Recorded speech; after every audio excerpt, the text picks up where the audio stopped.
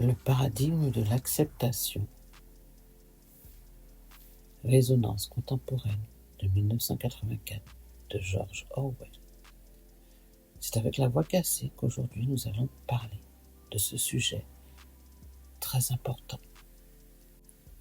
Post-scriptum, un temps pour ralentir, un temps pour penser ce que nous vivons avant que cela ne pense à notre place. Pour explorer ce mécanisme, je vais passer par une œuvre qui ne date pas d'hier.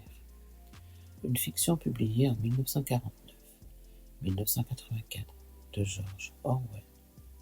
Il ne s'agit pas ici d'en faire un commentaire littéraire, ni une analyse académique. Il s'agit de s'en servir comme d'un prisme, car ce roman ne décrit pas seulement un régime totalitaire, il met en scène un processus psychique, un déplacement progressif du sujet. Et ce déplacement rend visible quelque chose que nous percevons rarement lorsqu'il se produit autour de nous. La fabrication de l'acceptation. Dans 1984, le personnage principal ne devient pas immédiatement adhérent. Il conserve un écart, un doute, une distance intérieure. Il perçoit une discordance entre ce qu'il voit et ce qu'on lui affirme. Il maintient un espace intime où deux représentations coexistent, son expérience et le discours dominant. Cet écart est essentiel, car tant qu'il existe, le sujet demeure différencié. Il peut être contraint extérieurement, mais intérieurement, il ne coïncide pas entièrement avec le cadre. L'acceptation commence lorsque cet écart se réduit, pas lorsqu'il disparaît brutalement, lorsqu'il commence à se resserrer. Précédemment, nous avons parlé de l'autorité, de sa nécessité, de sa fonction structurante, de son ambivalence. Mais une question demeure. Comment l'autorité tient-elle réellement? Car aucune structure ne se maintient durablement par la seule contrainte. La peur peut suspendre un refus.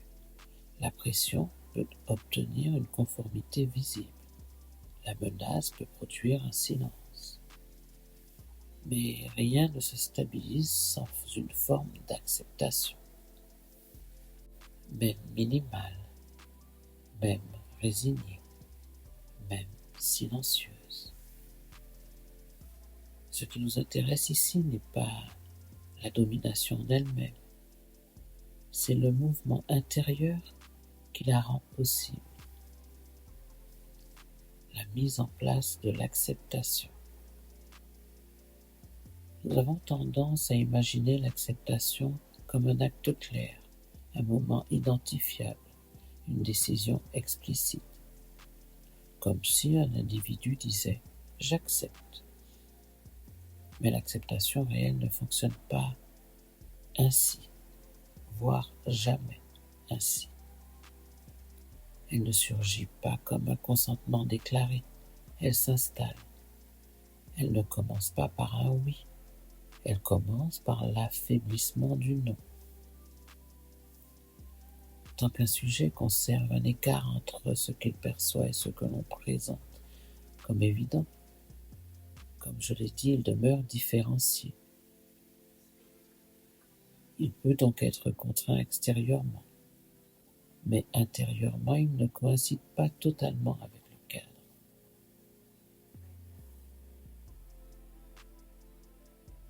Le resserrement ne fait pas de bruit. Il ne s'accompagne pas d'un renoncement spectaculaire.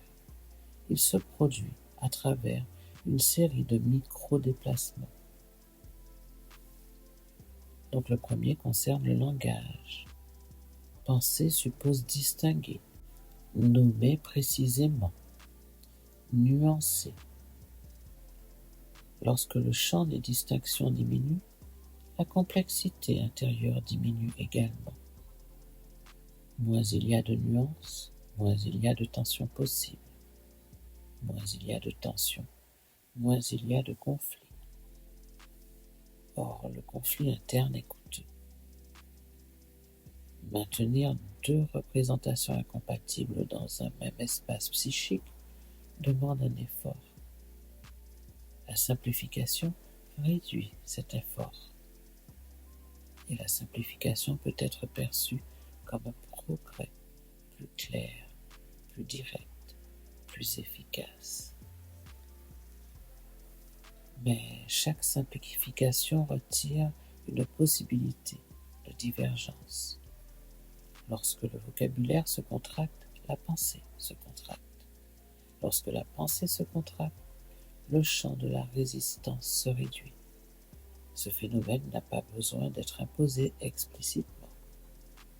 Il peut simplement émerger d'un contexte accéléré, saturé, fragmenté.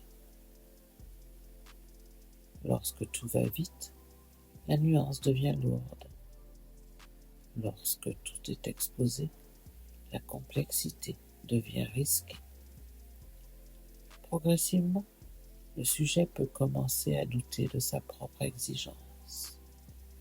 Peut-être que je complique, peut-être que je nuance trop, peut-être que la distinction n'est pas nécessaire. Le doute change alors de direction. Il ne porte plus uniquement sur le monde, il porte sur la légitimité de sa propre complexité. Et lorsque la complexité devient suspecte, l'acceptation devient plus probable. Car maintenir une divergence exige une tension. Et la tension fatigue. Nous ne pensons jamais seuls, nous pensons sous regard. Le regard peut être diffus, collectif, implicite. Il n'a pas besoin d'être centralisé pour agir. Ce qui transforme réellement un sujet n'est pas seulement le fait d'être observé, c'est l'anticipation de l'observation. Anticiper signifie ajuster avant même d'être contraint, se corriger avant même d'être repris, modifier sa posture avant même qu'elle ne soit jugée. Ce mécanisme est profondément humain. Nous cherchons la reconnaissance, nous redoutons l'exclusion. L'acceptation peut donc commencer comme stratégie relationnelle. On ajuste son discours pour éviter la friction. On reformule pour préserver le lien. On atténue pour ne pas rompre. À ce stade, rien ne semble dramatique, mais maintenir un écart permanent entre ce que l'on pense et ce que l'on montre exige une dissociation. Et la dissociation fatigue. Maintenir deux registres, intérieur et extérieur, demande une vigilance constante. Alors une solution plus simple apparaît. Réduire l'écart. Aligner progressivement l'intérieur sur l'extérieur. Non par conviction profonde, mais par économie psychique. À force d'anticipation répétée, l'auto-surveillance s'installe. On ne se contente plus d'être observé, on s'observe. Et l'ajustement répété modifie progressivement la structure intérieure. Le regard extérieur devient intériorisé. Ce qui était contrainte devient norme intégrée. Mais un autre élément joue un rôle décisif. La fatigue. Oui, la fatigue. Résister demande de l'énergie. Maintenir une divergence demande de l'énergie. Soutenir une tension interne demande de l'énergie. Or, l'énergie psychique n'est pas infinie. Dans un environnement saturé, rapide, fragmenté, l'attention est sollicitée en permanence. Lorsque la fatigue s'installe, la simplification devient attractive. L'adhésion devient apaisante.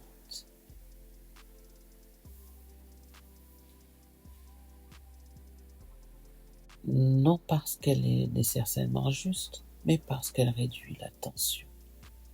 La dissonance diminue, le conflit interne s'apaise. L'acceptation peut alors apparaître comme une clarification, mais elle peut être le résultat d'une usure. L'usure transforme la résistance en concession.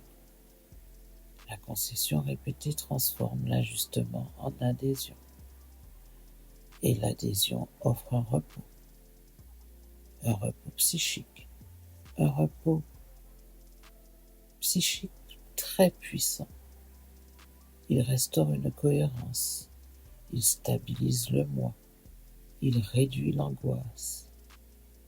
Lorsque la tension disparaît, le sujet peut interpréter cet apaisement comme une vérité. Il ne se vit plus comme acceptant, il se vit comme simplement cohérent. Et c'est ici que le processus devient profond. Lorsque maintenir une position divergente peut devenir coûteux, le psychisme peut intégrer le cadre dominant. Ce qui était extérieur devient intérieur. Ce qui était questionné devient normatif. L'identification réduit l'angoisse. Elle supprime l'opposition. Le cadre cesse d'apparaître comme cadre. Il devient évidence. Ce qui était problématique devient banal. Le plus troublant n'est pas d'avoir accepté. Le plus troublant est de ne plus savoir que l'on a accepté. Alors la question n'est plus seulement extérieure. Elle se situe au niveau de notre propre économie psychique. Comment régulons-nous l'angoisse? Comment arbitrons-nous entre tension et cohérence? Comment choisissons-nous entre complexité et stabilité? Il ne s'agit pas d'exiger une résistance permanente, loin de là. Il s'agit d'observer nos propres déplacements. À quel moment la réduction du conflit remplace-t-elle son élaboration? À quel moment la paix intérieure devient-elle prioritaire sur la fidélité à une perception discordante? Peut-être que la vigilance ne consiste pas uniquement à repérer les formes visibles de l'autorité. Peut-être consiste-t-elle à observer en nous le moment précis où la tension cesse de nous inquiéter. Car ce moment peut être un signe d'intégration ou un signe d'abandon. La différence est subtile, c'est clair. Elle ne se voit pas toujours de l'extérieur. Elle se joue dans la qualité de la conflictualité, oui, la qualité de la conflictualité que nous sommes capables de soutenir. Alors on pourrait vous poser la question, à savoir, lorsque la tension devient lourde, quelle est votre position? La résistance douloureuse ou la paix de l'adhésion? Entre ces deux possibilités, il n'y a pas toujours une frontière nette. Le paradigme de l'acceptation ne désigne pas un consentement explicite, il désigne un mouvement discret par lequel le psychisme transforme une tension en évidence, un conflit en cohérence, une dissonance en stabilité. Ce mouvement n'est pas spectaculaire, il est progressif, il est silencieux et il nous concerne tous. Une autre question se pose à nous, la question de la liberté. Peut-être que la véritable liberté ne réside pas dans l'absence de cadre, mais dans la capacité à rester en tension avec lui sans s'y dissoudre, oui, sans s'y dissoudre. Peut-être que la véritable autonomie ne consiste pas à refuser toute norme, mais à conserver à l'intérieur un espace où la norme peut encore être interrogée. Un espace minuscule parfois, fragile mais vivant. La fiction d'Orwell nous montre ce qui arrive lorsque cet espace disparaît. Non pas lorsqu'il est attaqué brutalement, mais lorsqu'il cesse d'être investi. Lorsque le coût de son maintien devient supérieur au bénéfice de sa préservation. Alors la question se déplace encore. Non plus sommes-nous dominés, mais que faisons-nous de la tension qui naît lorsque quelque chose en nous ne coïncide pas? La réduisons-nous pour trouver la paix ou la travaillons-nous pour élargir notre conscience? Et peut-être que la vigilance véritable commence ici. Non pas dans la dénonciation permanente, mais dans l'attention fine portée à nos propres déplacements, à ces moments minuscules où nous choisissons la cohérence plutôt que la complexité, à ces instants où nous sentons la tension se dissoudre et où nous décidons si cette dissolution est un travail accompli ou un écart abandonné. Alors la réflexion reste ouverte. Nous avons tous parfois, ou plus ou moins, la sensation d'avoir accepté, d'avoir cédé. Et si vous avez parfois le sentiment d'être déjà ou d'avoir déjà été dans l'acceptation, cela ne signifie pas nécessairement avoir renoncé.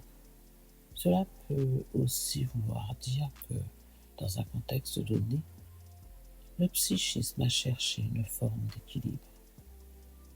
Nous ne pouvons pas vivre en tension permanente.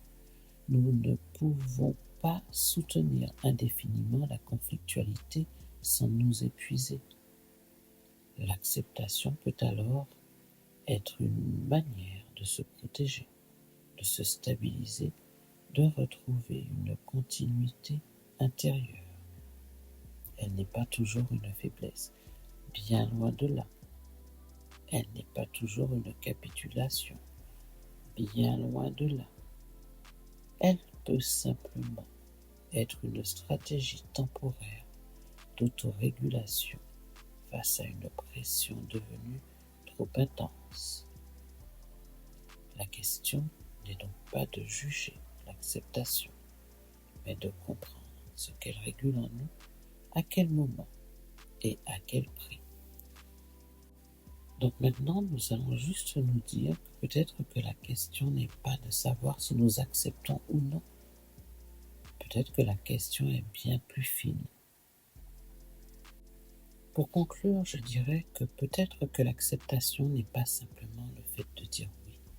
Ce n'est pas nécessairement un consentement explicite, ni une adhésion enthousiaste.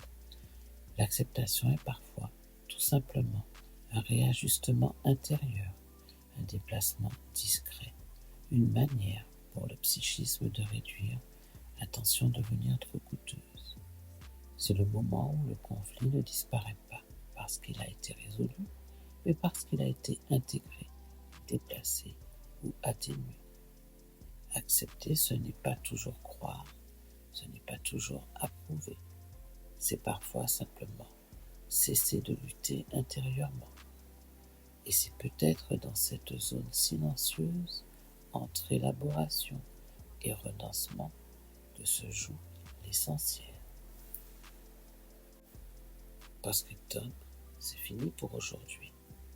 Mais si ce sujet vous intéresse, si certaines zones vous semblent encore inexplorées, vous pouvez me proposer les thèmes que vous aimeriez voir abordés. Nous continuerons à interroger ensemble, doucement, sans précipitation, ces mécanismes discrets qui façonnent notre rapport au monde et à nous-mêmes. Merci d'avoir pris ce temps peu de votre temps. On se retrouve bientôt dans Postscriptum, chronique d'une réflexion qui s'annonce, pour continuer ensemble le chemin. Postscriptum CGDX.